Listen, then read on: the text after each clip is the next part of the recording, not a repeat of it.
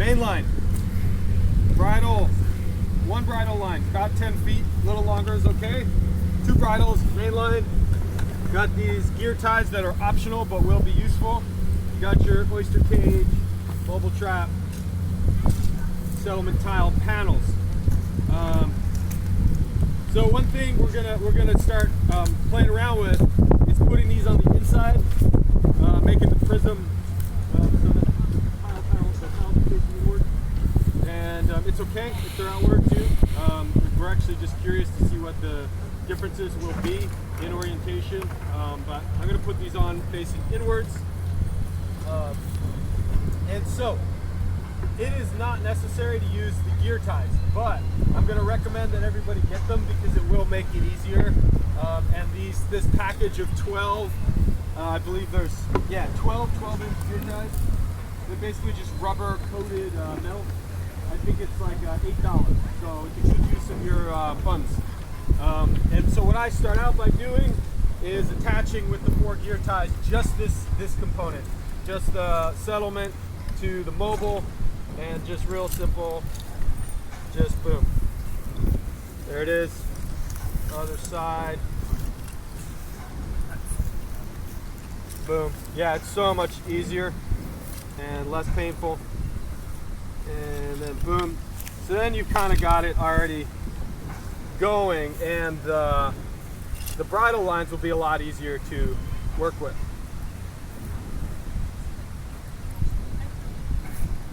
Boom. It's also an added backup just in case something comes out. All right, so bridles. What you're doing here is you want to make these equal length on both sides. So to start, just measure them out, equal, and then simple pretzel overhand knot. If you want to get fancy, you could do a clove hitch, but it's not necessary. So now you've got 2 sides equal length, and you're just going to do a couple little weaves. This is to, secure the whole thing together. Weave into the outside, weave back up.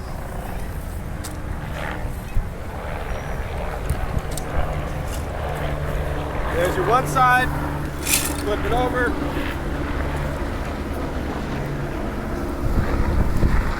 It's not, important that you do it the exact way that I'm doing it, as long as it's secure. It's nice if it comes up through the corner. See where it's coming up? It's coming up through the very corner. All right? Yep. Are you going to post this video, Heather? Yeah. There you go. Same deal. Other side. Now you're going to have 2 bridles. I think this will be better than what we did last year. Oh, this is infinitely better. Definitely. Already today. So. Wait till you'll feel the difference. All right, overhand knot, same thing. Weave. Don't let it get caught in the mesh. That's a little annoying when that happens. The plastic mesh. Yep, just make sure it comes out the top. Flip it.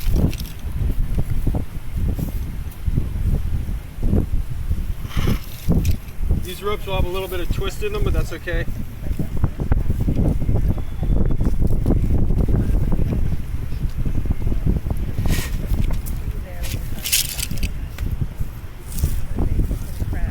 All right, 2 components attached. Oyster cage. Gotta set it on there, and size it up like this should fit right in line. So the mobile trap's a little smaller, so just wherever it's gonna fit most securely. You don't even really need to do a weave here, because you can do one last knot at the top like this, and then it's basically going to be tight. Or you can do a weave on one side. The more weaving, the more friction, the tighter it'll be.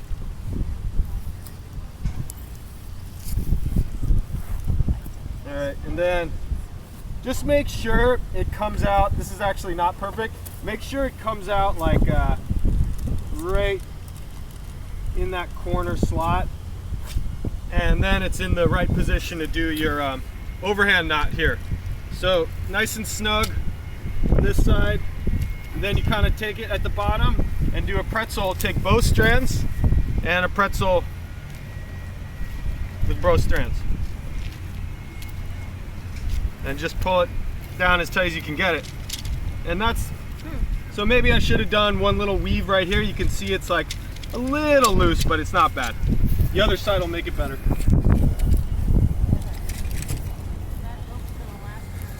Oh yeah, these ropes hold up really well. Yeah, they're plastic, so they hold up. No more hemp ropes. And make sure it comes out the corner so it doesn't interfere with the lid.